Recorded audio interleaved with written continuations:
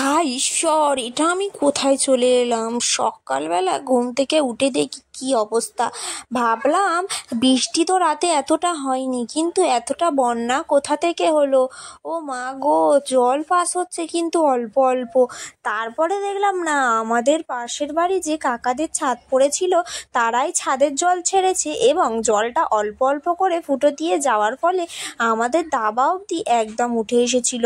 যতটা পর্যন্ত জল দেখা যাচ্ছে অতটা পর্যন্ত কিন্তু জল উঠে এসেছিল, আর আমরা যেহেতু ঘুমাচ্ছিলাম আমরা দেখতেই পাইনি। তারপর আমার একটা ননদ এসে বলল, দেখো বৌদি, তোমাদের বাড়িতে বন্যা হয়ে গেছে। দেখে তো আমি ভয় পেয়ে গেছিলাম।